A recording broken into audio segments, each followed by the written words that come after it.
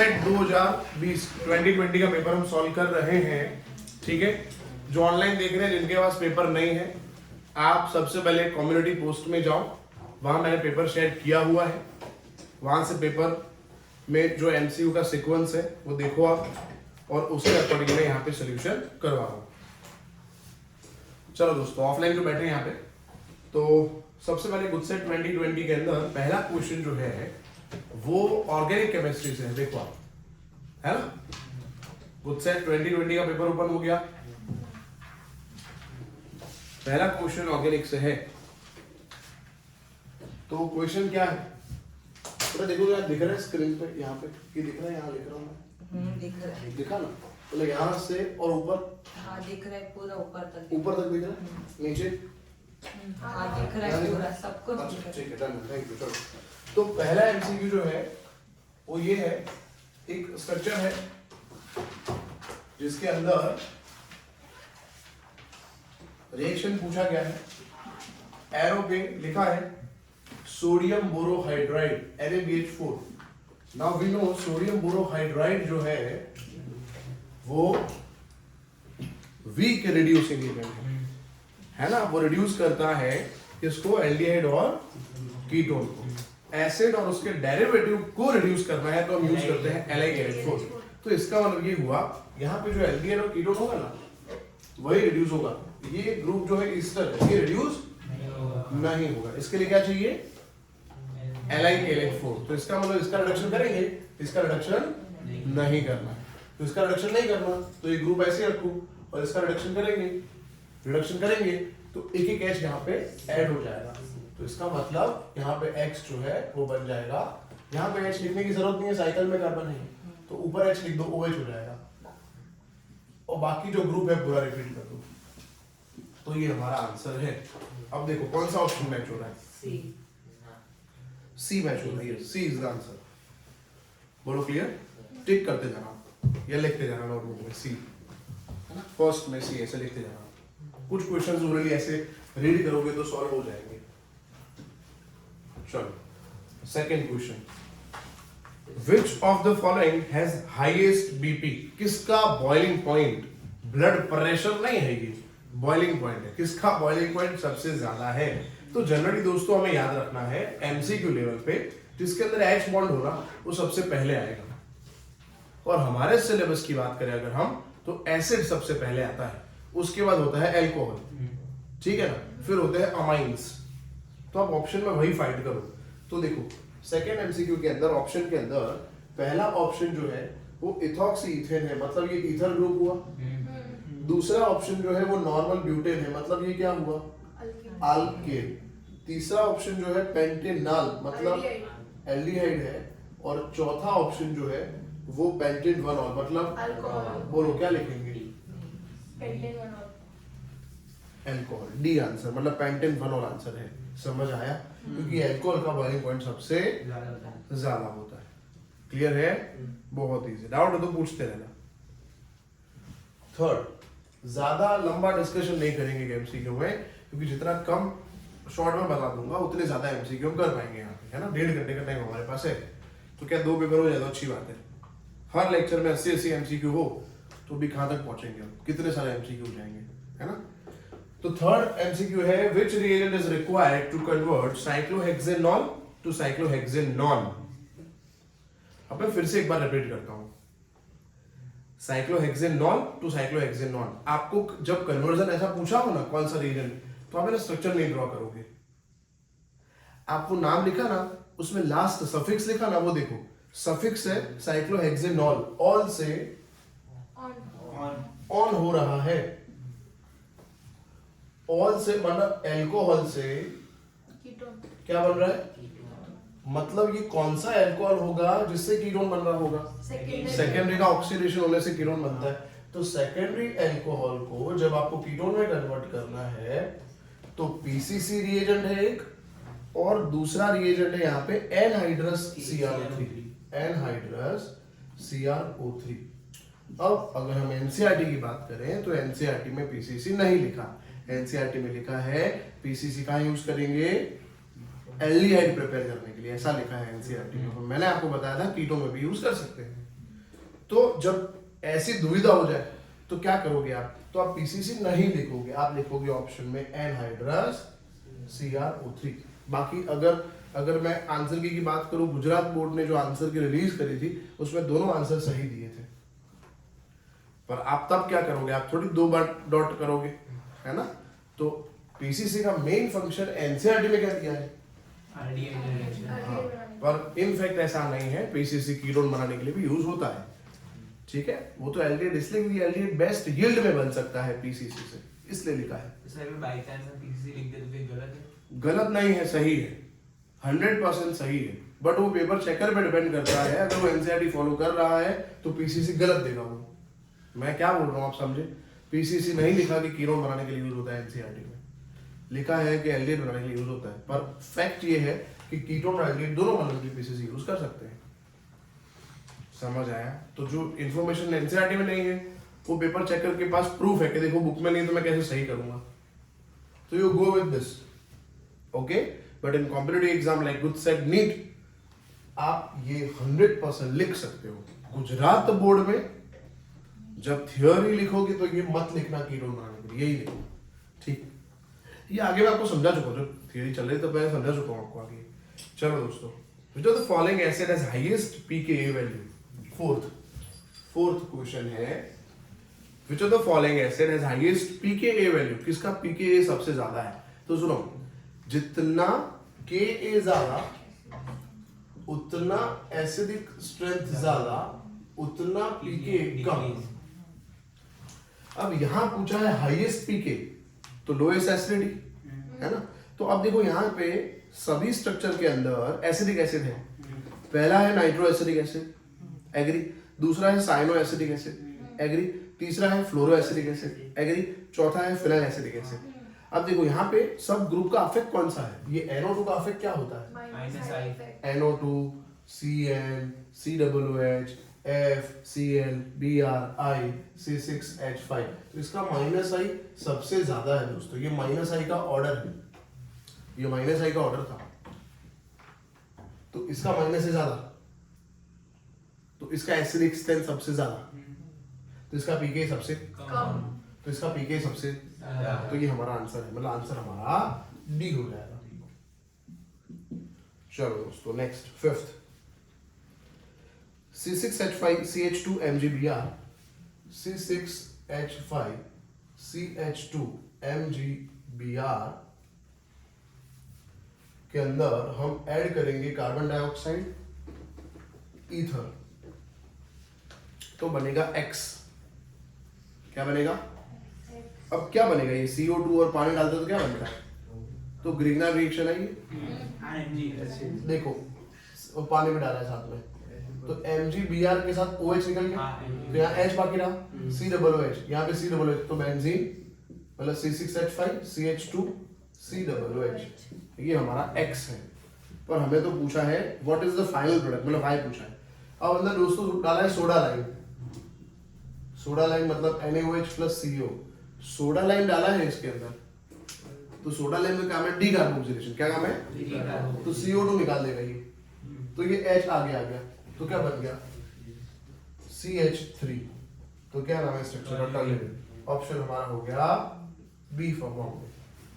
बोलो इजी। पहला स्टेप क्या है? MgBr हट के क्या आ गया? COOH। CH2 तो बेटा ऑलरेडी था, MgBr के साथ यहाँ से OH निकल गया। अच्छा OH निकल गया तो क्या बाकी रहा यहाँ से? COOH, ये रहा COOH। फिर ये क्या है? सोडा लाइम का काम क्या है? डी कार्बोक्सिलेशन, मतलब क्या निकालना? H आ गया। इजी है। चलो फिर next, which of the following compound has least basic strength? चलो दोस्तों हम आ गए सिक्स्थ पे, लीस्ट बेसिक स्ट्रेंथ। तो जितने अल्काइल ज्यादा उतना बेसिक स्ट्रेंथ ज्यादा, जितना एराइल ग्रुप होगा उतना बेसिक स्ट्रेंथ कम होगा। तो पहला एनिलीन है देखो, दूसरा है अमोनिया, तीसरा है डाई इथाइल अमाइन और चौथा है इथाइल अमाइन। देखो इसमें अल्काइल है, हाँ तो इसका बेसिक स्ट्रेंथ ज्यादा होगा। इसमें अल्काइल है, हाँ बेसिक स्ट्रेंथ ज्यादा होगा। इसमें अल्काइल नहीं है पर इसमें रेजोनेंस भी तो नहीं है, तो इलेक्ट्रॉन लोकलाइज होंगे तो डोनेट होंगे, तो बेसिक स्ट्रेंथ इसकी होगी कुछ। पर इसका नाइट्रोजन का इलेक्ट्रॉन जो है वो कैसा है, डीलोकलाइज, तो इसका मतलब इसका नाइट्रोजन का इलेक्ट्रॉन परमानेंट नहीं है, तो डोनेशन परमानेंट नहीं होगा, तो बेसिक स्ट्रेंथ सबसे कम होगा। ज्यादा नहीं ऋषभ सुन, क्योंकि नाइट्रोजन का इलेक्ट्रॉन फिक्स नहीं है, अंदर जा रहा है, तो नाइट्रोजन इलेक्ट्रॉन कंटिन्यू डोनेट नहीं कर सकता ना, तो डोनेशन कम, तो बेसिक स्ट्रेंथ कम। जबकि इसमें तो ये इलेक्ट्रॉन कहीं जाएंगे नहीं, तो ऑलवेज डोनेट होंगे, तो इसका बेसिक स्ट्रेंथ ज्यादा। इसमें तो ऑलरेडी नाइट्रोजन का इलेक्ट्रॉन तो है, ऊपर से ये अल्काइल डोनेट कर रहा है, तो इसमें इलेक्ट्रॉन डेंसिटी सबसे ज्यादा है। फिर ये इसमें इलेक्ट्रॉन डेंसिटी है कहाँ, वो दिख रहा है पर है नहीं, हम नहीं ड्रॉ करते अंदर रेजोनेंस, तो रेजोनेंस ड्रॉ करेंगे तो एन का चार्ज प्लस हो जाएगा, तो नाइट्रोजन के पास ये इलेक्ट्रॉन है ही नहीं, समझो आप। तो ये नाइट्रोजन के इलेक्ट्रॉन कैसे है, हाँ डीलोकलाइज है, इसीलिए इलेक्ट्रॉन फ्री नहीं है, इसीलिए इसका बेसिक स्ट्रेंथ सबसे कम होगा। तो हमारा आंसर दोस्तों यहाँ पे हो जाएगा A. The source of nitrogen Gabriel synthesis, nitrogen कहाँ से आता है गाब्रियल सिंथेसिस के अंदर, तो दोस्तों 7th MCQ गाब्रियल थैलेमाइड में हमने बनाया था, हमने शुरू यहाँ से किया था reaction, if you remember, phthalimide से, ये थैलेमाइड था, इसका रिएक्शन पहले किससे किया था, KOH से, तो KOH का OH और इसका H, तो K आ गया था यहाँ पे, फिर क्या ऐड किया RX, तो KX निकल गया, NR आ गया था, समझ आ रहा है, मतलब इसमें नाइट्रोजन नहीं, नाइट्रोजन का सोर्स है इन शॉर्ट, कहने का मतलब ये है। तो कौन सा आंसर है देखो तो, हाँ नाइट्रोजन का सोर्स तो यही है, NaN3 यहाँ ऐड ही नहीं करते, KCN गाब्रियल में ऐड ही नहीं करते, NaNO2 गाब्रियल में ऐड ही नहीं करते, तो A, B और D तो इररिलेटिव है, समझ आया कि नहीं। और लास्ट में अमाइन बनाने के लिए इसके अंदर क्या ऐड किया था हमने, NaOH, हाँ कितने, 2 मोल्स, पता है ना, RNHH क्या बन गया, RNH2, हाँ बहुत इजी, समझ आ रहा है। तो ये नाइट्रोजन का सोर्स है। The base reagent for converting 2-phenyl propanamide, 8th number, the best reagent for converting 2-phenyl propanamide, चलो पहले स्ट्रक्चर ड्रॉ करना पड़ेगा, 2-phenyl प्रोपेनामाइड, चलो ड्रॉ करता हूं मैं पहले। प्रोपेनामाइड मतलब ऐसा कुछ, ये प्रोपेनामाइड है, बोलो हाँ है ना, 1 और 2 पे क्या ड्रॉ करना है, फिनाइल, ये स्ट्रक्चर है दोस्तों, समझ आए यहां तक, 1 2 फिनाइल प्रोपेन 1 अमाइड, इसको किसमें कन्वर्ट करना है, 1 फिनाइल इथेनामाइड, ये इथेनामाइड है और 1 पे फिनाइल। तो कहने का मतलब इसमें से बनाने के लिए क्या निकालना है, CO निकालने के लिए हॉफमैन रिएक्शन करते हैं, हॉफमैन का रिएजेंट है बेस और ब्रोमीन, तो देखो तो बेस और ब्रोमीन किसमें है, D में, तो हमारा आंसर हो गया D, NaOH और Br, बोलो समझ आया। हॉफमैन में अमाइड से अमाइड न बनाते हैं CO निकाल के, ठीक है दोस्तों, यस चलो फिर नाउ 9th, सब ऑर्गेनिक के ही है पहले, चलो 9th, giving T symbol for true statement and F for false statement, select correct option, तो TF है। ऐसे क्वेश्चंस में हमारा जो है थ्योरी नॉलेज चेक हो जाता है, ठीक है ना, बाकी तो हम टिक करके आगे बढ़ जाते हैं। इसमें 4 स्टेटमेंट है तो 4 क्वेश्चन है वैसे। चलो, most naturally occurring amino acids have L configuration, this is right option, याद रखना, नहीं याद है तो याद कर लेना। जितने भी नेचुरली अकरिंग अमीनो एसिड है वो सब कौन से कॉन्फ़िगरेशन है, L। L मतलब NH2 group on left hand side, और D मतलब NH2 ग्रुप ऑन, तो पहला T है, मैंने बता दिया आपको। Beta D ribose sugar is present in RNA, this is also right, क्योंकि आरएनए में बीटा डी रिबोज होता है और डीएनए में बीटा D2 डीऑक्सीराइबोज होता है। तो डीऑक्सीराइबोज लिखा होता तो डीएनए होता, ये तो खाली डाइऑक्सी में लिखा, राइबोज लिखा है, तो ये भी टी है। टी वाले ऑप्शन कितने हैं, 2 ही है, ए और सी। चलो अब आपको एक ही स्टेटमेंट चेक करना है, 4th वाला, तो कंफर्म हो जाएगा। 4th वाला statement, all monosaccharides are non reducing, which is wrong statement. Why? Monosaccharide तो रिड्यूस क्योंकि उसमें OH फ्री होता है। समझ आया? मैंने ऐसा बोला था हमारे सिलेबस में एक ही नॉन रिड्यूसिंग है, सुक्रोज। वेरी गुड यार, बाकी सब रिड्यूसिंग है। तो इसका मतलब लास्ट स्टेटमेंट फॉल्स है, इसके अकॉर्डिंग ए आंसर हो गया। ए और सी तो हमने छाट लिया था, फिर हमने लास्ट वाला देख लिया तो हो गया काम। ठीक, फिर भी थर्ड स्टेटमेंट पढ़ते हैं। Amylose is water insoluble component and this is right statement. Oh my God, I'm really sorry. Amylose is a water insoluble component made up of alpha D plus glucose unit. So second statement right है, पहला statement गलत है। मतलब क्या लिखा है? Amylose alpha D plus glucose का बना हुआ है। This is right. ये right है, पर ऊपर क्या लिखा है? It is water insoluble. वो wrong है। समझ आ गया? Yes. Amylose और amylopectin दोनों मिला के क्या बन रहा था? Starch, yes. Starch is made up of amylose 15 to 20% and 80 to 85% जो था वो था amylopectin. स्टार्च में दो नहीं थे। चलो कोई बात नहीं, थियरी याद करना दोस्तों, थियरी में था ये, थियरी में पढ़ा था हमने। तो यहाँ पे आंसर हमारा हो गया, फिर से मैं रिपीट कर रहा हूँ। ए आंसर है जिसमें हम लिख रहे हैं TGFF. Next 10th number, which amino acids are used in preparation of nylon 2 nylon 6? Which amino acids are used in the preparation of nylon 2 nylon 6? nylon 2 nylon 6 में क्या यूज होता है? हाँ, पथेलिक नहीं होता, थैलिक एसिड होता है। पर nylon 2 nylon 6 के अंदर हमने यूज किया था ग्लाइसिन और एमिनो कैप्रोइक एसिड। देखो यहाँ पे ये ग्लाइसिन है, NH2 CH2 COOH plus NH2 CH2 COOH। ये क्या है? ग्लाइसिन। और ये क्या है? Amino caproic acid. इसमें कितने कार्बन है गिनो तो इसके अंदर, पहले के अंदर 2 और इसके अंदर कितने कार्बन? 6। इसीलिए तो nylon 2,6 लिखा है। मैंने बोला तो था आपको कि जो नंबर है वो इंडिकेट करता है number of carbon in monomer. ठीक है, ओके चलो। तो एमिनो कैप्रोइक एसिड और ग्लाइसिन, कौन सा ऑप्शन है? सी। चलो नेक्स्ट, ये हमारा 10th था। 9th में हमने लिखा TTFF, वही लिखा ना, TTFF। चलो next 11th, Ziegler-Natta catalyst is a mixture of triethyl aluminum and TiCl4. Triethyl aluminum and TiCl4। ट्राइइथाइल, अच्छे से देखो, ट्राइइथाइल एल्यूमिनियम एंड TiCl4। हाँ, डी ऑप्शन। देखो अब ये याद करना पड़ेगा, जिगलर-नाटा कैटलिस्ट जो था वो हमने यूज किया था LDP बनाते वक्त। LDP, HDP, BTFE, बहुत सारे अलग अलग पॉलीमर बनाते वक्त हमने जिगलर-नाटा यूज किया था, है ना। तो जिगलर-नाटा कैटलिस्ट जो है वो क्या है, याद कर लेना, बहुत मोस्ट टाइम MCQ है ये। Triethyl aluminum and TiCl4. Which antihistamine drug is used to prevent acidity? Acidity prevent करने के लिए क्या यूज करते हैं? Ranitidine and cimetidine. Ranitidine and cimetidine. ठीक है, मैंने बोला टिडिन याद रखना है। If you remember, मैंने ऐसा भी बोला था, है ना।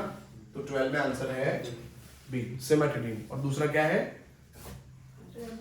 Ranitidine, Zantac and Tagamet drug, Zantaco and Tagamet drug। बाजार में जाओगे मार्केट में तो सिमेटेड नहीं बोलना, आपको Tagamet drug बोलना है। Tagamet दे दो तो Tagamet मतलब सिमेटेडिन। मार्केट में नाम अलग होते हैं, केमिकल नाम अलग होते हैं, और IUPAC नाम तो अलग है ही। चलो ठीक है। Name the sweetener which is a trichloro-derivative of sucrose। ऐसे MCQ क्या है आपके पास, आपने पढ़ा होगा ये लाइन अच्छे से NCERT का तो कर पाओगे आप। So name the sweetener which is trichloro derivative. Sucrose का ट्राइक्लोरो-डेरिवेटिव का नाम है सुक्रोलोज। तो यहाँ पे आंसर है A. The deficiency of vitamin causes scurvy. कौन से विटामिन की डेफिशिएंसी स्कर्वी डिजीज होता है? तो एस्कॉर्बिक एसिड से होता है। तो 14 में आंसर है सी। एस्कॉर्बिक एसिड जो है उसके डेफिशिएंसी से क्या होता है? स्कर्वी होता है। ठीक है, विटामिन का टेबल था ना बेटा, मैंने आपको गिफ्ट में दिया था, आपने गिफ्ट एक्सेप्ट नहीं किया, क्या करूं मैं? चलो next, the following statement is correct. सही स्टेटमेंट फाइंड करना है। एमरफर सॉलिड जो होते हैं एन आइसोट्रोपिक होते हैं, गलत। एमरफर आइसोट्रोपिक होते हैं, पहला फॉल्स है। Silicon doped with arsenic is called P type. Silicon 14 में है, आर्सेनिक 15 में है, तो एन टाइप हुआ, पी नहीं हुआ। This is also false. चलो अब दो में से आपको चूज करना रहा। डी।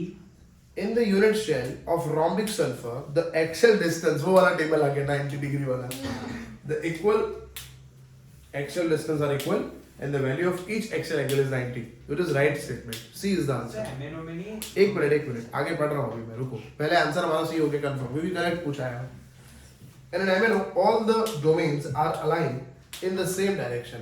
So आप देखो अपने बुक में solid state chapter ओपन करो, उसमें MNO किसका एग्जांपल है, देखो देखो, यू कम टू नो। आप है ना, क्या कहाँ देख रहे हैं पता चला? सॉलिड स्टेट चैप्टर के अंदर लास्ट पेज ओपन करो, कौन सा? Magnetic property. हाँ, एंटी फेरोमैग्नेट। अब इसमें क्या लिखा है? Same direction. वो एंटी पैरेलल होता है, ऊपर एक नीचे। समझ आ गया?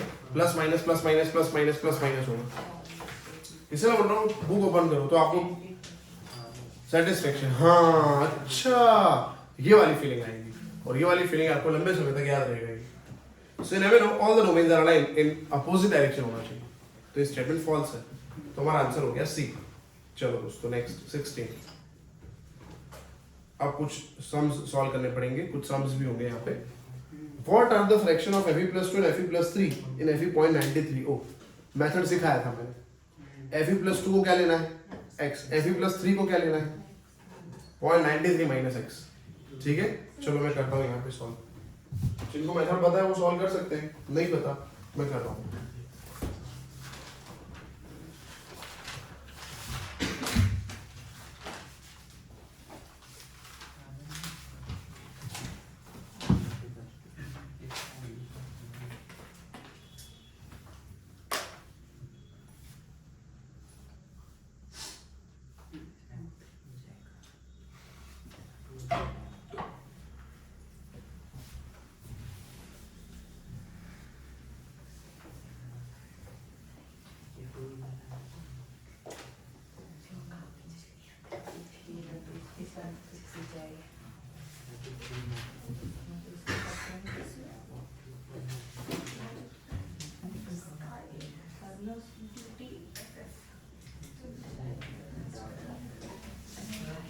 बोलो बेटा। नहीं हाँ कुछ नहीं।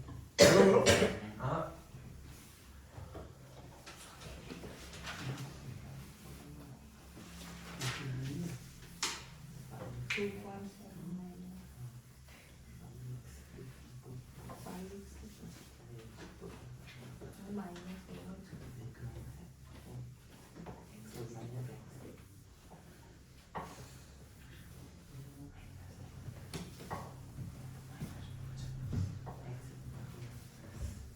Fe+2 को क्या लोगे? एक्स और Fe+3 को? 0.93 माइनस x। चलो फिर Fe कौन सा है ये नंबर? 16। Fe+2 जो है वो हो गया x। Fe+3 है वो है पॉइंट, चलो ऐसा सब है। Fe.93 वो ऐसा लिखा है। अब यहाँ पे ये वैलेंसी इंटू नंबर करना है, वैलेंसी इंटू नंबर करना है।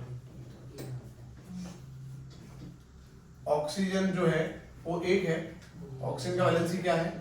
-2 टोटल 0। ये कितना हुआ? 2.79 2.79 minus 3x minus 20. So 2.79 minus 2, that is 0.79. 2x minus 3x, that is minus x, plus 0.79 is equal to 0. So x is equal to, लिखते रहना, मेथड लिखना होगा। x कितना है? 0.79। अब हमें Fe+2 के परसेंटेज फाइंड करने हैं, तो कितना होगा? 0.79 अपॉन 0.93 जो था फ्रैक्शन को इनटू 100। चलो कितना है ये?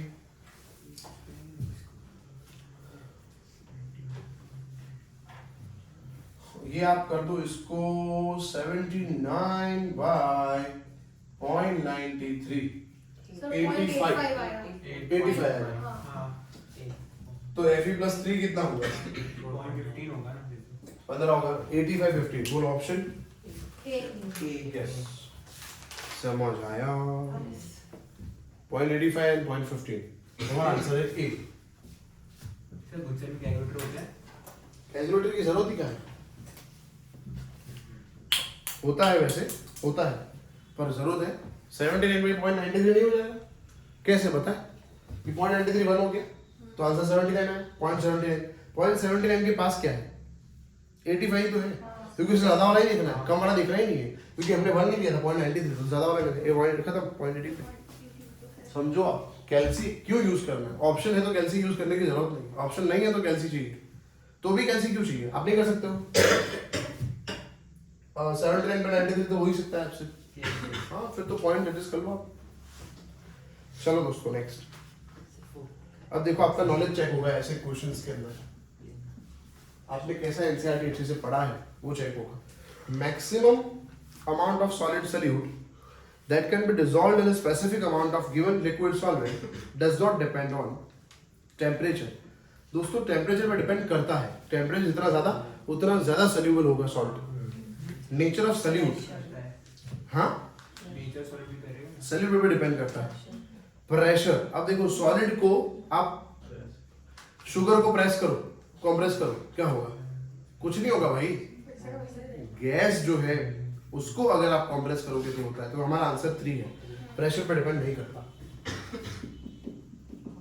क्योंकि सॉलिड लिक्विड पूछा है इसलिए मतलब ऑप्शन डी में लिखा है 3 चलो दोस्तों next the molarity of aqueous solution of any solute having mole fraction 0.25 फिर से पढ़ रहा हूं मैं the molarity of aqueous solution of any solute तो व्हाट इज गिवन हाँ किसके पर सोल्यूट के मोल फ्रैक्शन और क्या पूछा है मोलारिटी तो देखो mole fraction of solute upon mole fraction of solvent is equal to molarity into molecular weight of solvent upon 1000 ये फॉर्मूला याद रखना याद रहेगा फॉर्मूला चलो मोल फ्रैक्शन ऑफ सोल्यूट कितना दिया है 0.25 तो सॉल्वेंट का 0.75 होगा यस सर क्योंकि टोटल 1 होता है मोल फ्रैक्शन का टोटल 1 होता है इज इक्वल टू मोलारिटी वो तो आपको फाइंड करना है पानी का मॉलिक्यूलर वेट तो आपको पता ही होता है 55.18 अरे पानी का मॉलिक्यूलर वेट 18 होता है ना H2 होगा 18 बस m को सब्जेक्ट बनाना है इतना करना है आपको तो 0.25 into 1000 upon 0.75 into 18 is equal to m ये करना है चलो ये हो गया ये 25 by 75 लिख दूं 25 3 से 75 हो गया 41.6 हाँ 41.6 ये टोटल आंसर हाँ नहीं आएगा ना इतना 18.5 हाँ 18.5 आएगा 18.5 ये 1/3 हो गया 1000 by 3 into 18 is equal to m ये हो गया 333.3 upon 18 is equal to m 18.5 18 का स्क्वायर क्या होता है 342 340 होता है 324 सॉरी हाँ 324 तो आ गया ना 18 ही तो आया हो गया ना कहाँ कैल्शियम मैंने यूज किया यहाँ पे देखो 18 पॉइंट समथिंग ऐसा तो कोई आंसर है ही नहीं तो बी टिक करोगे फिर आप मतलब अप्रोक्स गए होंगे तो बोलो रेडी चलो फिर the osmotic pressure of 0.5 molar aqueous solution of acidic acid having pH 2 at temperature T is so what is asked क्या पूछा है पाई पूछा है पाई is equal to CRT but in this case हमें यहाँ पे pH भी दिया है तो आपको करना पड़ेगा ICRT क्या करना पड़ेगा I क्या है want of factor है ना yes चलो फिर 19 तो एसिडिक एसिड मतलब CH3COOH gives CH3COO minus plus H plus, easy. हाँ अब T is equal to 0, initially इसका कंसंट्रेशन C है, इसका कंसंट्रेशन 0 0 है। सपोज ये बना अल्फा, ये अल्फा, तो alpha into C, alpha into C, ये 1 minus alpha into C, T is equal to T पे। तो H प्लस का कंसंट्रेशन कितना है देखो तो, H प्लस का कंसंट्रेशन कितना है, अल्फा सी अल्फा इंटू सी। अच्छा, तो H प्लस का कंसंट्रेशन अल्फा इंटू सी है, तो यहाँ पे हमें क्या फाइंड करना है, अल्फा। क्या फाइंड करना है, alpha degree of dissociation, degree of ionisation is equal to concentration of H plus by C। क्या C दिया हुआ है, हाँ 0.5, कितना दिया है 0.5 0.5, H प्लस दिया है नहीं, pH दिया है, pH कितना है 2 नहीं, pH है 2, हाँ 2 pH मतलब pH 2, तो H प्लस का कंसंट्रेशन 10 का पावर माइनस 2, तो 10 का पावर माइनस 2 मतलब 0.01, तो रख दो 0.01 इज इक्वल टू अल्फा। ये करो कितना आया 0.01 बाय 0.5, 0.0, 0.02 चलो अल्फा आ गया, कितना आया, यहाँ तक डाउट तो पूछो पहले। सर ये pH 10 raised to minus बताओगे वापस? pH 2 है, हाँ तो H प्लस का कंसंट्रेशन 10 का पावर माइनस 2 हुआ ना, क्योंकि देख इसका माइनस लॉग कर, तो minus log of H plus is equal to minus log of 10 का पावर माइनस 2, माइनस 2 माइनस मतलब 2 log 10 हाँ मतलब 2 आया। हाँ, तो माइनस लॉग H प्लस क्या होता है, 2 अबे माइनस लॉग H प्लस मतलब, pH हाँ समझ आया कि नहीं, तो H प्लस का कंसंट्रेशन कितना लिया तूने, 10 raised to minus 2 तभी तो pH 2 आया, तो H प्लस का कंसंट्रेशन pH 3 है ना, तो H का कंसंट्रेशन 10 का पावर माइनस 3 हो गया, याद रखना pH का जो वैल्यू है ना वो H प्लस का कंसंट्रेशन 10 का पावर है माइनस में, समझ आया कि नहीं। हाँ, चलो फिर तो अल्फा फाइंड हुआ, अब हमें तो क्या फाइंड करना था, ICRT मतलब I फाइंड करना था। तो देखो डिग्री ऑफ डिसोसिएशन अल्फा का इक्वेशन है I-1 अपॉन N-1, चलो I हमें फाइंड करना है, अल्फा कितना है,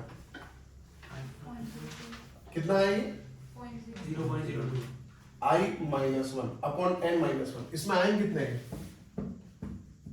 कितने आयन है इसके अंदर में 2 माइनस 1, तो इसको 1 से मल्टीप्लाई करें ना करें कोई फर्क नहीं पड़ता, तो माइनस 1 इस तरह वाला प्लस हुआ तो 1.02 हो गया I। चलो अब पाई का इक्वेशन ICRT, I कितना है 1.02, C कितना है कंसंट्रेशन 0.5 इनटू RT, ये करो 1.02 इनटू 0.5 करो,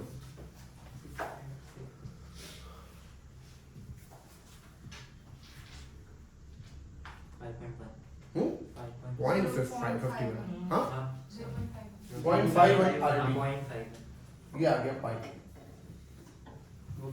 बोलो C है ना ये, बोलो फटाफट तो पूछो।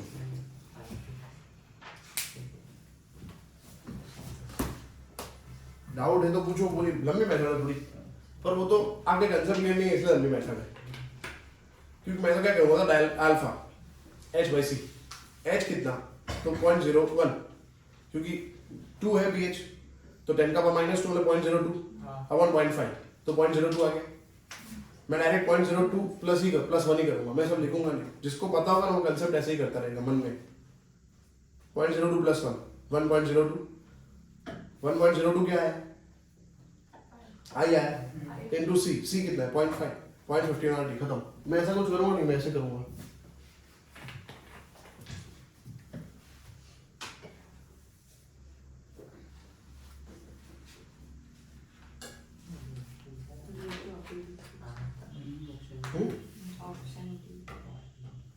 चलो दोस्तों, तो ये पहले हम रब करता तक। आप नेक्स्ट एमसीक्यू देखो, जो ऑनलाइन देख रहे हो वो भी देखो, ऑफलाइन वाले देखो। नेक्स्ट एमसीक्यू में क्या कर सकते हैं,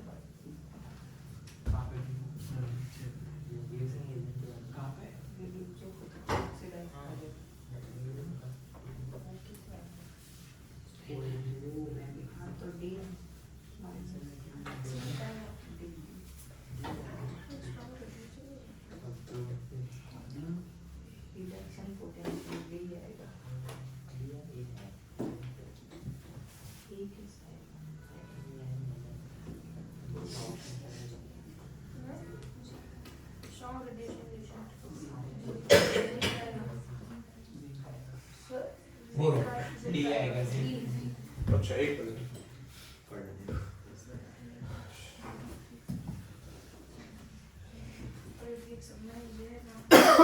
सॉरी क्या आएगा इज आंसर गुड देखो बहुत इजी क्या लिखा है on the base of given following electron potential which one is the strongest reducing agent C reducing agent खुद का ऑक्सीडेशन होना चाहिए खुद का ऑक्सीडेशन मतलब रिडक्शन पोटेंशियल कम होना चाहिए ज्यादा नेगेटिव होना चाहिए जो जिंक पे है समझ आ गया बहुत इजी तो 20 में आंसर है डी डी रिलेशन जिंक बोलो ना आप जो अभी बोल रहे रिलेशन हाँ। नहीं बोल रिलेशन वो हाँ as SRP decreases standard reduction potential decreases or urite becomes more negative reducing power increases reducing power मतलब खुद का ऑक्सीडेशन होगा जितना SRP कम उतना ऑक्सीडेशन ज्यादा next for which of the following electrolyte the graph of lambda m versus under root c gives negative slope हाँ कैसे सबसे पहला दोस्तों एक बात मैं आपको बताता हूं स्ट्रॉन्ग इलेक्ट्रोलाइट के लिए ग्राफ ऐसा आता है और वीक इलेक्ट्रोलाइट का ग्राफ ये है तो ये ग्राफ है इसमें स्लोप फाइंड हो सकता है नहीं इसमें स्लोप फाइंड हो सकता है हाँ इसमें स्लोप फाइंड हो सकता है तो ये लाइन किसकी है कौन से इलेक्ट्रोलाइट की है और ये लाइन किसकी है तो आपको इसमें क्या फाइंड करना है स्ट्रॉन्ग कौन है वीक कौन है पहला option sodium acetate this is strong electrolyte तो इसका स्लोप फाइंड होगा तो यही आंसर आगे देखेंगे क्यों फिर भी देखते हैं एसिडिक एसिड वीक है क्योंकि इसमें कार्बन है और इसमें कोई ग्रुप 1 2 का कुछ है नहीं इसमें भले कार्बन है पर ग्रुप 1 का एन है इसलिए स्ट्रॉन्ग हो जाएगी ammonium hydroxide this is weak base इसका स्लोप भी ऐसे ही आएगा ऐसे water is a weak electrolyte we know yes तो आंसर ऐसा चूज करें इसका स्लोप हाँ जैसा स्लोप फाइंड हो सकता है तो स्ट्रॉन्ग इलेक्ट्रोलाइट है तो आंसर हमारा ए हो गया चलो दोस्तों नेक्स्ट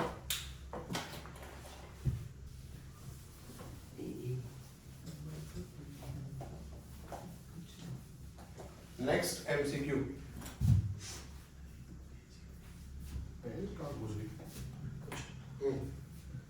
क्या है next one electrolysis of aqueous solution है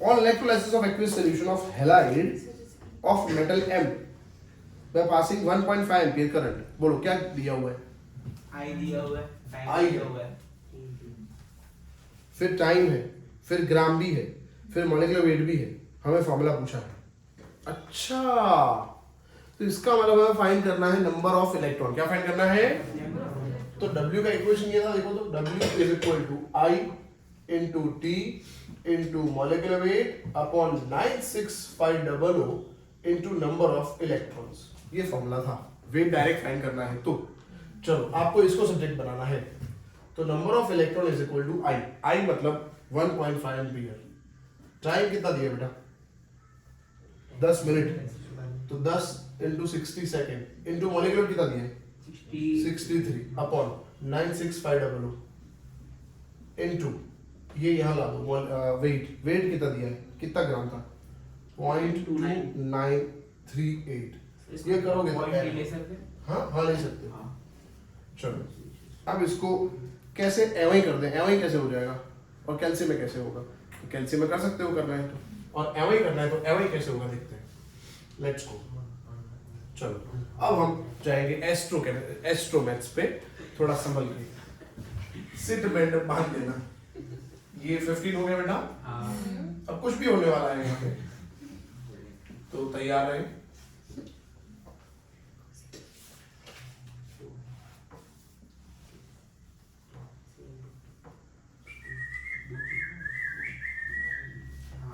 इसको मैंने 30 ले लिया पॉइंट 30 ये 0 यहाँ लगा दिए बोलो कुछ भी हो गया यहाँ पे हाँ हो गया जिनको समझ है उनको कुछ भी लगेगा जिनको समझ है वो डॉट डॉट डॉट कर दो आंसर आ जाएगा डायरेक्ट चलो this 2 yes 15 2 अपॉन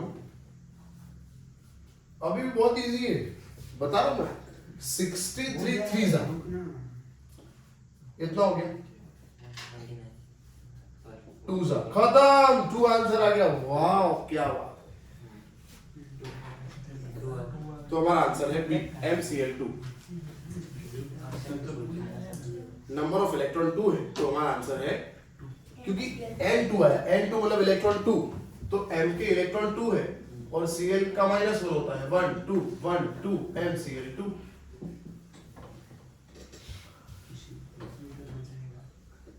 गेम को एंड तक ले जाओ ये मैंने धोनी से सीखा है मैथ्स को एंड तक ले जाओ फिर कुछ ना कुछ अच्छा हो जाएगा क्योंकि जब आप चलो छोड़ो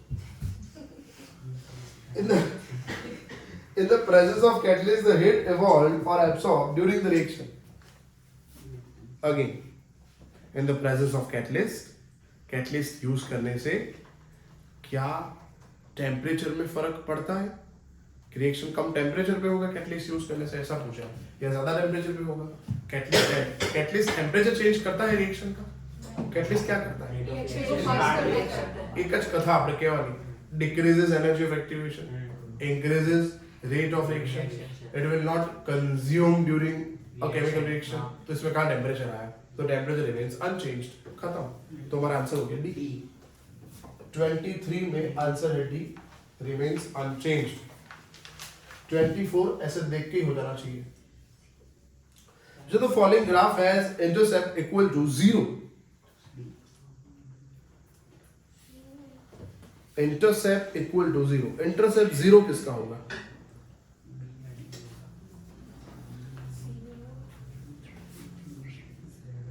तो मतलब ऐसा है 0 से ग्राफ स्टार्ट हो गया ऐसा इंटरसेप्ट 0 है ऐसा मतलब 0 से ग्राफ स्टार्ट हो रहा है ऐसा हाँ 1 मिनट अब सोचो थोड़ा 1-2 minute low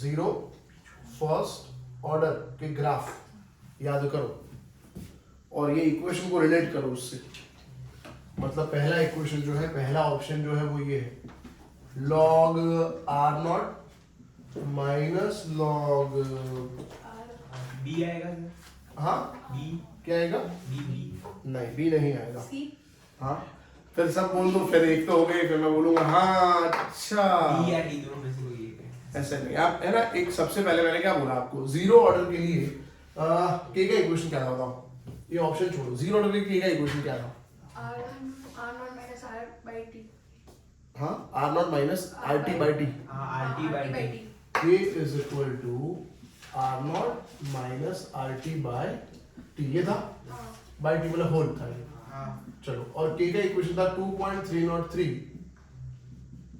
by T log R0 by RT बराबर अब इसमें सामने ले लो ये तो हो गया KT is equal to R0 minus RT बराबर और यहाँ किसके वर्सेस किसका ग्राफ पूछा है R वर्सेस T का ग्राफ पूछा है तो R वर्सेस T मतलब जैसे यहाँ पे मैं ये माइनस को इस तरह बढ़ा दो प्लस RT हो गया तो हो गया R0 माइनस KT अब आप RT वर्सेस T का ग्राफ प्लॉट करो मतलब ये हमारा केस हो गया फोर्थ वाला डी वाला ऑप्शन हो गया जैसे कि तो क्या इसके वर्सेस ये करोगे तो स्लोप भी आएगा और इंटरसेप्ट क्या आएगा R0 आएगा इंटरसेप्ट जीरो थोड़ी आएगा समझ आएगी क्या डी ऑप्शन में इंटरसेप्ट क्या है तो डी ऑप्शन नहीं है गॉट इट हाँ अब आप है ना इसके लिए हमने के डिफाइन किया इसके लिए के करते चलो डिफाइन ये हटा दो ना तो ln हो जाएगी हाँ बोलो एग्री हाँ तो सुनना अच्छे से KT is equal to ln R0 by RT बोलो अब सुनो अब R0 ln R0 by RT में T का ग्राफ प्लॉट करोगे तो स्लोप क्या आया के इंटरसेप्ट क्या आया कुछ है ही इसके प्लस में हाँ तो इसका मतलब आंसर क्या हो गया A exactly ln R0 by RT versus T में स्लोप क्या है 0 अबे स्लोप क्या आया इंटरसेप्ट क्या आया 0 इंटरसेप्ट 0 पूछा है तो हमारा आंसर क्या हो गया बहुत इजी दिमाग तो लगाना पड़ेगा ना कहीं पे, या फिर ऐसा दिमाग लगाना पड़ेगा कि हमारे आसपास कौन बैठा है जिसका दिमाग काम कर रहा है, या फिर किसकी सूरत अच्छी है। और जरूरी नहीं है उसे केमिस्ट्री भी अच्छा हो, सूरत अच्छी हो तो केमिस्ट्री घटिया भी हो सकता है, क्योंकि सूरत अच्छी है तो पढ़ा नहीं होगा। सर क्या रिलेशन निकाल रहे हो, सही रिलेशन है भाई।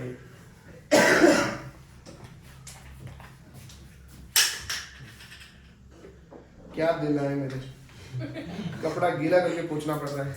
बोर्ड बोर्ड ओम क्या सोचा तुमने? नहीं ये सब ऐसे तो मैं भी चलो देखो नेक्स्ट क्या करना है इस MCQ में।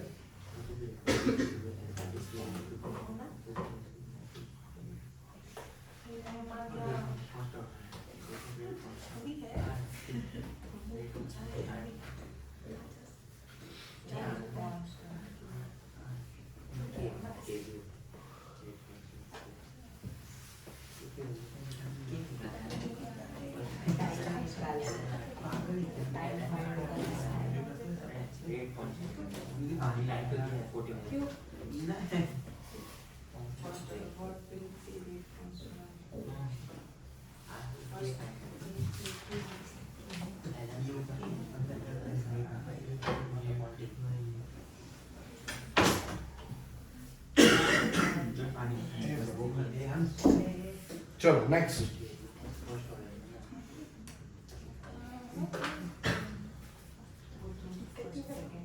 The time required to decompose SOCl2 to half of its initial amount is 40 minutes. But T half is given 40 minutes. Its decomposition is first order. So 25 के अंदर T half दिया है. So T half is equal to 0.693 by K. So K is equal to 0.693 by T half. T half कितना दिया? 40 minute. 40 minute into 60 second. 0.693 upon ये करना है 6 4 24 into 100 इतना करना है आपको, तो आपका क्या आ जाएगा? करो कैलसियम कितना है बताओ। ऐसे करने की जरूरत, आप तूफानी भी कर सकते हो जैसे मैं आपको समझाया अभी। 693 by 24 करना बहुत इजी है। 3 होता है ये, 3 होता है ना, तो 3 आंसर होना चाहिए। और 10 का पावर कितना एडजस्ट करना है बताता हूँ। 1 2 3 तो ये हो गया -1 2 3 -3 हो गया, ये ऊपर आया -1 हुआ। तो आपका होना चाहिए 3 into 10 का पावर। आपका कितना है पहले आंसर ये बताओ। 0.0002 0.0028 फिर से बोलो ना। 0. कितना किया आपने? इतना ये कर लिया, सर नियरली 3 में है। पूरा ही कर लिया। ये कर लिया। कितना है पॉइंट? 0.0028 वही 3 ना। 8 तो 2.8 into 10 का पावर -4 सेकंड इनवर्स। हमारा आंसर ये हो गया, दैट इज सी मैच हो गया। बराबर कि नहीं? चलो अब अगर आपको कुछ तूफानी करना होता तो अब क्या करते बताता हूँ। देखो जरा 693 by 24 कर लो। कैसे? तो 1 2 3 -3 हो गई वो 2 ऊपर जाएगा और -5 हुआ, वही किया और ये 693 by 24 कितना होता? सर 3 के याद है 3 पॉइंट 3 पॉइंट समथिंग है ना? हाँ। नहीं 30 पॉइंट समथिंग आता, हां 30 पॉइंट तो समथिंग 10 आता। रेज़ टू एडजस्ट तो -5 था ना, 3 into 10 का पावर -4 हो गया, खत्म। चलो फिर ठीक है। अरे कोई नहीं, ये समझ यहाँ तक समझ आ गया ना। ये छोड़ो ना बेटा, कैल्सी है टक टक टक टक करते है ना। बाजू वाले को लगे कि हाँ जोरदार कर रहा है कुछ ऐसा, क्योंकि हम तो और वो तो सोच रहा है करना क्या है। भले कुछ ना ऐसे टक टक करते ही रहने का, बाजू वाला प्रेशर पे रहना चाहिए और पेपर चेक। दम है बंदे के अंदर, जोरदार आवाज करता है। क्या लॉजिक है? Which of the following is a reversible solve? मतलब लियोफिलिक होना चाहिए। लियोफिलिक कौन है? एक ही है, जिलेटिन। जिलेटिन, एल्ब्यूमिन, गम, प्रोटीन, स्टार्च, सेल्यूलोज, ये सब कौन से हैं? Philic. Arsenic sulphide, oxide, hydroxide, blood, ये सब कैसे है? Opaque. यस, चलो फिर नेक्स्ट। तो जेनेटिक आंसर है आपका 27।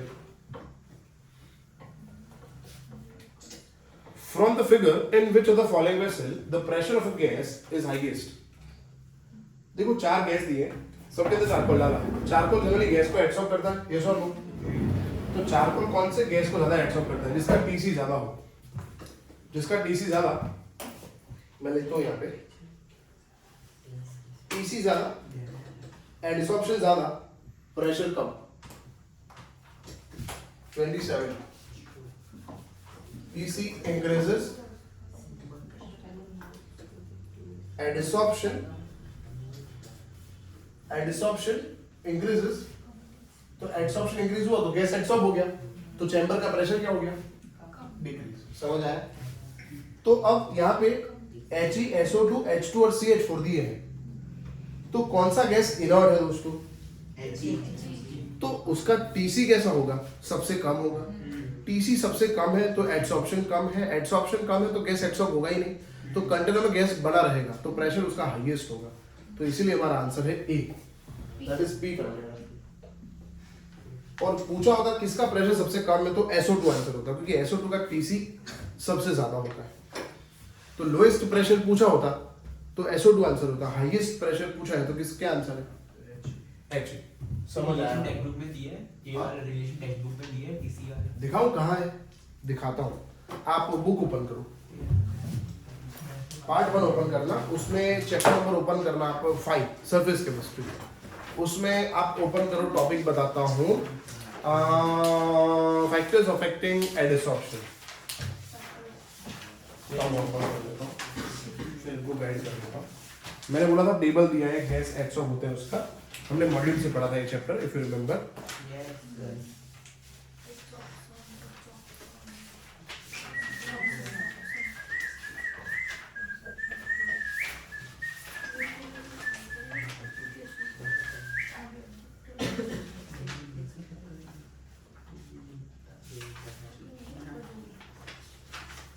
नहीं है दोस्तों, एग्जाम्पल है, ये सब गैसेस दिए हैं पर इसका टीसी नहीं दिया। मतलब क्या नहीं दिया? क्रिटिकल टेम्परेचर का वैल्यू नहीं दिया है। 11 में दिया है, 11 में दिया है। 11 की बुक में हमने स्टेट्स ऑफ मैटर पढ़ा था, उसके अंदर लिक्विफिकेशन ग्राफ प्लॉट किया था थॉमस एंड्रूज का, उसमें है। पेज नंबर 124 पे देखो, 124 पे एडसॉर्प्शन एंड एक्सेल, उसमें सब गैसेस दिए हैं, पढ़ सकते हो आप। मैकेनिज्म ऑफ एडसॉर्प्शन में 124 पे एडसॉर्प्शन एंड एक्सेल, उसमें देखो पहला पॉइंट लिखा है, oxygen, hydrogen, CO, Cl2, NH3, SO2 is taken in a closed vessel. ऐसा लिखा है ना, मतलब वो गैस लिखे हैं कि क्लोज्ड वेसल में होंगे, चारकोल डालेंगे तो उसका प्रेशर क्या हो जाएगा? डिक्रीज हो जाएगा, पर टीसी नहीं लिखा है। आप इतना याद रखिए, जिसका ए ज्यादा, ए मतलब इंटरमॉलिक्यूलर फोर्स ऑफ अट्रैक्शन, उसका लिक्विफिकेशन इजी होता है, ठीक है। जिसका टीसी ज्यादा, जिसका ए ज्यादा, उसका लिक्विफिकेशन इजी होता है। तो जैसे आपको एग्जाम में पूछा NH3 और H2, NH3 और, तो किसमें इंटरमॉलिक्यूलर फोर्स ऑफ अट्रैक्शन ज्यादा है? NH3 में, क्योंकि NH3 में H बॉन्ड है, और H2 में लंदन फोर्स है, तो NH3 का लिक्विफिकेशन इजीली होगा, उसका क्रिटिकल टेम्परेचर भी ज्यादा होगा। चलो ठीक है, next. Which soluble complex is formed in leaching process of gold? Gold के लीचिंग में कौन सा कॉम्प्लेक्स बनता है? गोल्ड के लीचिंग में बनता है AuCN2-। अब ये तो क्या है कि आपको पता होना चाहिए, M के अंदर Cn डालते हैं तो MCN2- बनता है, तो 28 में आंसर है डी आंसर है 29। Most time का MCQ, which of the following slag is formed during extraction of iron in blast furnace? Iron के एक्सट्रैक्शन में कैल्शियम सिलिकेट बनता है। चैप्टर नंबर 6 के एमसीक्यू बुक में देख के, दर्पण में देख के रट्टा मार दो, मेटलर्जी के 30 number. Which of the following statement is correct? Stability is IBrClF. First is correct. चलो बी, एसिडिक स्ट्रेंथ का ऑर्डर दिया उल्टा है, मतलब किसका ज्यादा दिया है? HClO का किसका ज्यादा है इनफेक्ट, क्योंकि उसका ऑक्सीडेशन स्टेट Cl का सबसे ज्यादा है इसलिए। आयनिक कैरेक्टर उल्टा लिखा है, इलेक्ट्रॉन गेनिंग एंथैल्पी का ऑर्डर भी गलत लिखा है। इलेक्ट्रॉन गेनिंग एंथैल्पी का ऑर्डर ये है ClFbr। चलो दोस्तों 31 on in which of the following oxo acid the sulfur SOS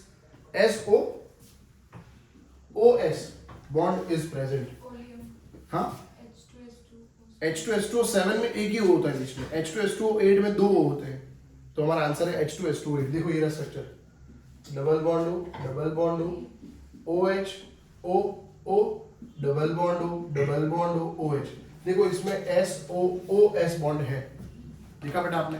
हाँ, तो यहाँ पे आंसर हमारा H2S2 8 हो गया। पेरोक्सो सल्फ्यूरिक एसिड इसका नाम था पेरोक्सो डाई सल्फ्यूरिक एसिड, इसका नाम था, दूसरा नाम था मार्शल एसिड, इसका नाम था मार्शल एसिड। यस, H2S2 7 जो है वो ओलियम है, ओलियम, उसका स्ट्रक्चर ऐसा है S double bond O OH O double bond O OH। समझ आया दोस्तों? यस। और H2S2 का structure S double bond O, यहाँ OH यहाँ OH, कितने H आ गए? 2 H आ गए, 2 S आ गए, कितने ऑक्सीजन है टोटल? 4 ऑक्सीजन है ना, एक 2, तीसरा और चौथा ऑक्सीजन H2S2O4, ये 2 आ गए और दूसरे 2 और ड्रॉ करने हैं। कहाँ करेंगे बताओ?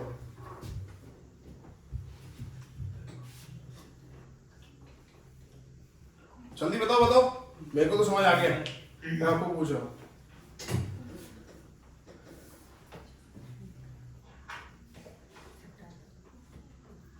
देखो सी स्ट्रक्चर मैंने प्लॉट किया है, H2S2O2 आ गया, कितने O है टोटल यहाँ पे? 4, तो दूसरे 2 O यहाँ होंगे SOOS OH। तो सर इसमें भी तो बॉन्ड है ना SOOS, पर ये ऑक्सो एसिड नहीं है। ऑक्सो एसिड मतलब जिसमें डबल बॉन्ड O हो और OH हो, इसमें डबल बॉन्ड O है, क्योंकि इसमें डबल बॉन्ड O भी है और SOOS भी है। समझ आया? ऑक्सो एसिड का मतलब क्या होता है? सेंटर के साथ डबल बॉन्ड O हो, इसको क्या बोलते हैं? और OH हो, इसको क्या बोलते हैं? एसिड। चलो H2S2O3 एक और हटा देंगे। क्लियर? हेलो? ठीक है, next. Concentrated HNO3 oxidizes the white phosphorus into which substance? Concentrated HNO3 oxidizes phosphorus। phosphorus को किस में ऑक्सीडाइज करता है? देखो HNO3 जो है ना वो ऑक्सीडाइजिंग एजेंट है। HNO3 क्या है?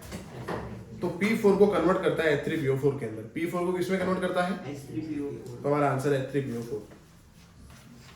The divalent ion of which of the following element in aqueous solution has magnetic moment 5.92? तो मैग्नेटिक मोमेंट 5.92 होने के लिए n कितना होना चाहिए? चलो न्यू का फॉर्मूला था √n+2। सपोज 5.92 मतलब 36 आंसर आया होना चाहिए, 35 के आसपास आना चाहिए।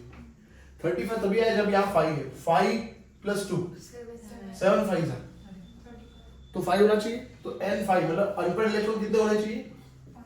तो आएगा ये आंसर। अनपेड इलेक्ट्रॉन 5 मतलब d5 होना चाहिए और s0 होना चाहिए। फॉर s0 3d5 किस में होगा? देखो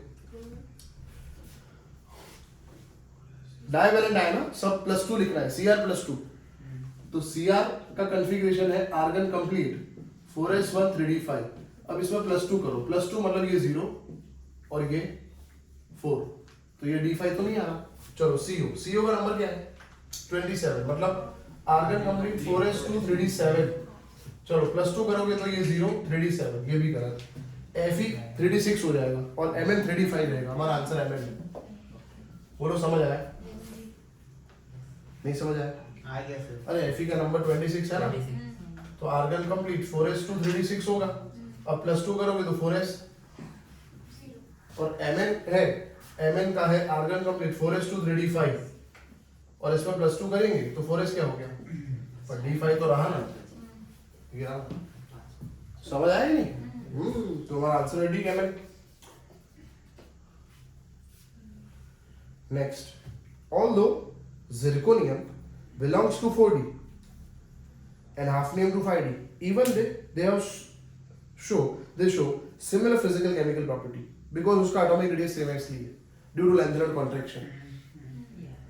titanium zirconium hafnium, titanium zirconium hafnium, ऊपर से मुझे रेडियस इंक्रीज बट इसका इक्वल डिक्रीज और इक्वल था, ये लैथेनाइड कॉन्ट्रैक्शन की वजह से था. तो जिरकोनियम और हाफनियम का एटॉमिक रेडियस लगभग कैसा है, इसीलिए उनकी प्रॉपर्टी सिमिलर है. 34 जो है उसमें आंसर है सी. 35, which isomerism is possible in hexammine cobalt 3 hexacyanidochromate 3. Ligand action किस में होता है?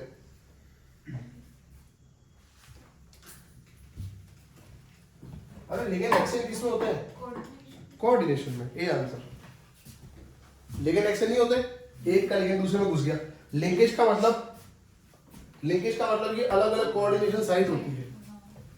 फिर आयनाइजेशन का मतलब बाहर और अंदर लिगेंड एक्सचेंज होते हैं, आयनाइजेशन स्फीयर और कोऑर्डिनेशन स्फीयर में. और सॉलिड मतलब पानी चेंज होता है. तो हमारा आंसर है कोऑर्डिनेशन.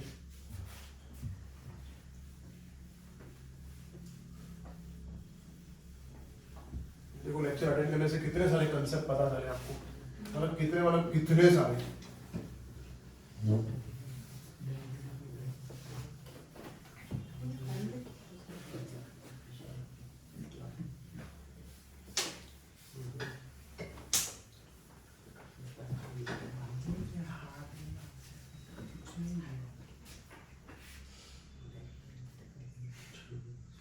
दोस्तों नीचे कॉम्प्लेक्स दिए हैं 36 में, उसमें विच एब्सॉर्ब मैक्सिमम वेवलेंथ, फ्रीक्वेंसी कम होती है ज्यादा, जिसकी फ्रीक्वेंसी कम उसकी वेवलेंथ, ज्यादा. जिसमें मिक्स लिगेंड है उसकी फ्रीक्वेंसी कम होती है. ए और बी बोथ, पर उसके अंदर मिक्स लिगेंड में भी नेगेटिव न्यूट्रल हो, ऑर्गेनिक न्यूट्रल हो, ऐसा ऑप्शन. अलग अलग टाइप के लिगेंड होने चाहिए. देखो अबे अलग अलग लिगेंड होने चाहिए, अलग अलग टाइप के लिगेंड, ऐसा बोल रहा हूँ. अबे नेगेटिव न्यूट्रल हो, ऑर्गेनिक न्यूट्रल हो, पॉजिटिव न्यूट्रल हो, ऐसा कहाँ है? बी आंसर है. मैं फिर से रिपीट कर देता हूँ concept. Which of the following complex will absorb maximum. Phone आया किसी का? किसका?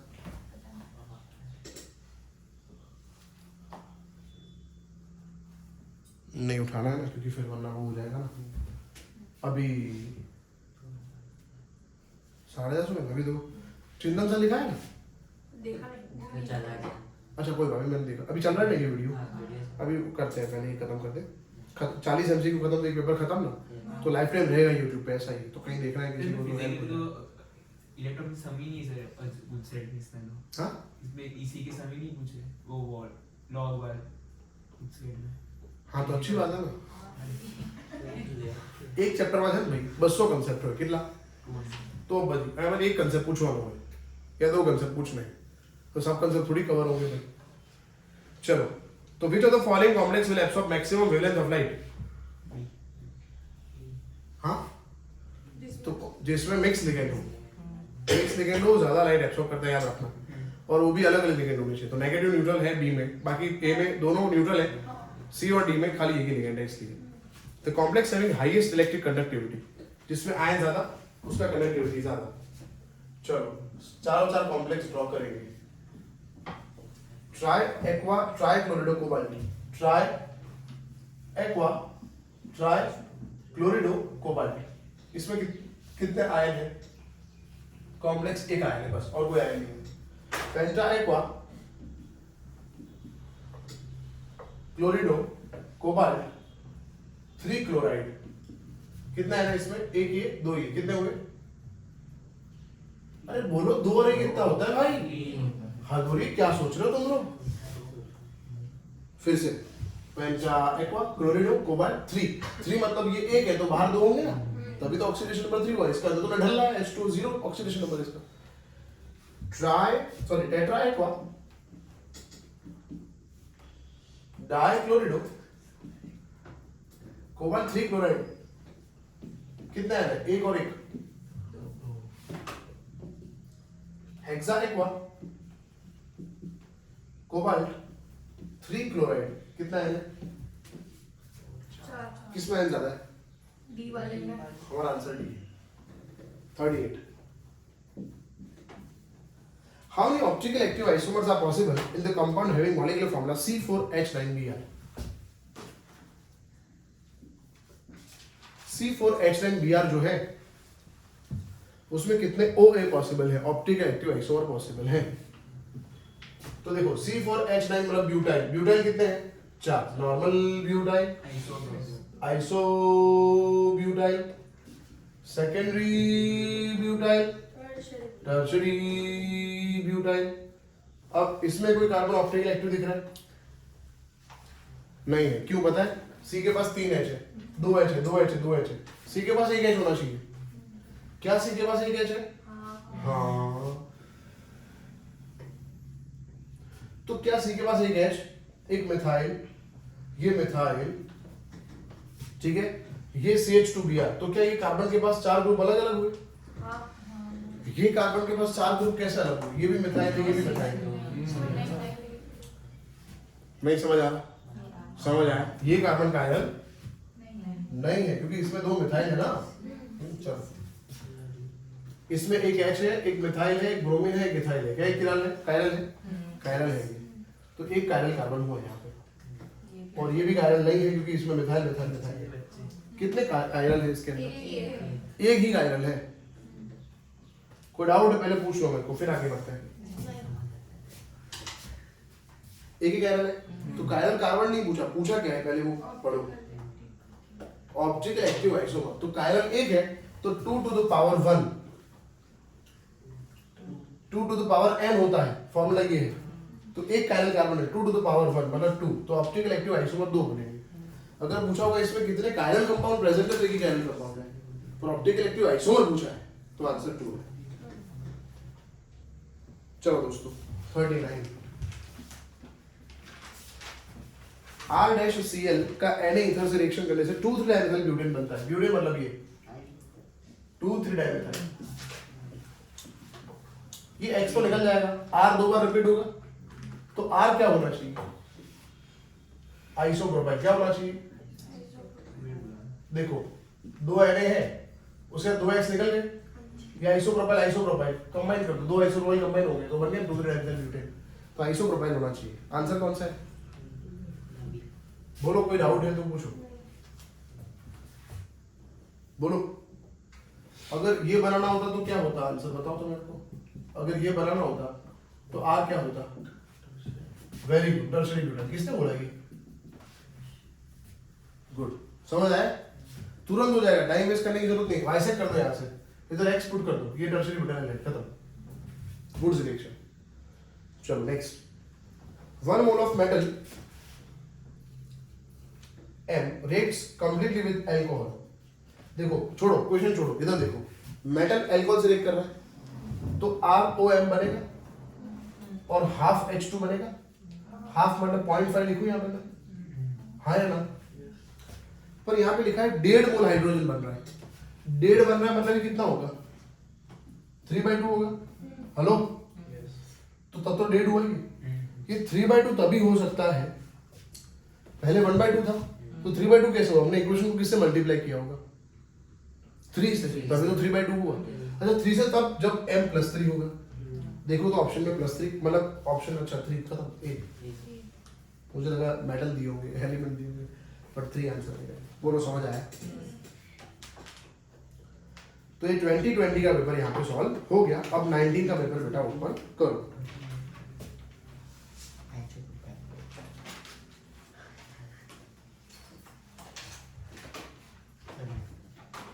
अब मैं नहीं बोलूंगा, आप बोलोगे.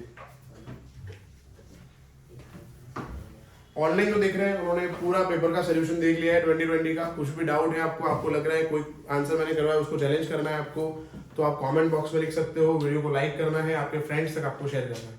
Thank you so much.